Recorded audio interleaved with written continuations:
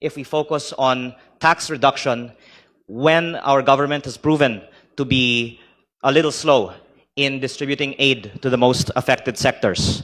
So I would like to first ask the chair of the Ways and Means Committee, ang pagbaba po ng VAT from 12 to 10%, sa tingin po ninyo, Chair, ito po ay posible o imposible? Lahat ng bagay posible. Lahat po ng bagay posible. And in my estimation, the majority of the members of this committee, if asked, will say they will vote in favor of this measure. Kaya nagtataka lang ako, bakit hindi pa ito naaaprubahan? Sino po, Chair, kaya ang ayaw na ibaba ang VAT? Pwede natin tanungin later on yun, Congressman Leandro. Sa inyong estimation, Chair, dahil matagal na natin tinatalakay ito, sino ang may ayaw na ibaba ang VAT? Sigurado ako ikaw ayaw na hindi ibaba. Tama. Pero you personally, Chair, if speaking on your personal capacity. Well, like I've always said, as chair of the committee, it is our anticipation always that we make the lives of our countrymen easier and better. That's always our core objective. The more progressive the tax is, the better, without putting in danger the fiscal or becoming fiscally irresponsible. Yun lang naman ang binabalanse natin parate. Wait, Len, are you asking me or are you asking the resource I'm asking, persons? I think go ahead, because go ahead, you are the more important person to answer a go question on I the am approval deeply of a honored. House measure. I am deeply honored. Yes. Go ahead. But actually, that's my next question, Mr. Chair, which is, if almost all of us in Congress support lowering the VAT, then I think we should just put it to a vote and let the public see who of the 318 members of Congress supports lowering the VAT from 12 to 10% or supports suspending the VAT on petroleum, and let every member's vote be publicly known. What do you think of that, Mr. Chair? I support that. Thank you, Mr. Chair. But I think it is on the record that in the past hearings, the Department of Finance has expressed reservations on lowering the VAT. And there was a position paper submitted, if I'm not mistaken, on November 18, when the DOF said that it would result in increase of the deficit if there is no corresponding decrease in expenses. But there was a discussion that this could possibly be revised with new Secretary of Finance's appointment. May I ask the Undersecretary of Finance if the DOF plans to revise its position on lowering the VAT, or if it continues to disagree with the measure to lower the VAT? Mr. Chair, I'll have to consult if we have resubmitted the position paper.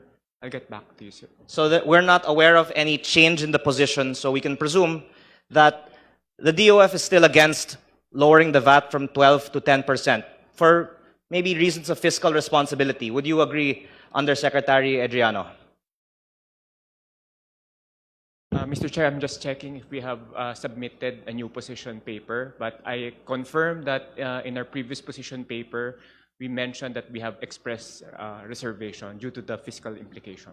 And what is the DOF's position on suspending the VAT on petroleum products? Mr. Chair, we don't have an official position paper on that yet, but we are studying that proposal. Is it possible that we will suspend the VAT on petroleum products this year, or is that not currently the direction of the DOF? Mr. Chair, that would be subject for a discussion of the economic manager. There is currently no plan to suspend the VAT on petroleum products. There is no recommendation yet to suspend. May I ask the views on the matter by the Secretary of the Department of DepDev, Secretary Balisacan? Of course, we all know that lower taxes are good if the country can afford it, but the question, of course, is how can we manage the deficit? And I suppose logically we can either reduce expenses or increase other sources of revenue. Do you support, Mr. Secretary, lowering the VAT? I support any tax reforms that improve the progressivity of the tax system. we have looked at the progressivity of lowering or suspending the VAT, and if your objective is to improve the welfare of the large majority of our poor, and you would want the incidence of the tax to be very, very favorable to the poor, then that is not the answer. So I think that you have to look at closely and who is bearing the cost, and then of course I will support lowering those taxes if you can identify, if Congress can also identify new sources of tax revenue, because the fact is, as we grow, there is a much more demand for public services, quality public services, better transport system, better, so we need more revenues. Of course, given that we can improve the governance for spending, but given that, we still have to think about raising revenues and raising it in a way that is progressive for our society. If you can identify revenues that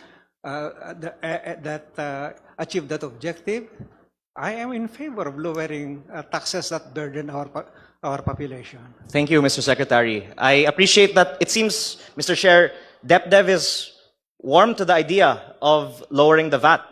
I really then wonder who is behind not lowering the VAT?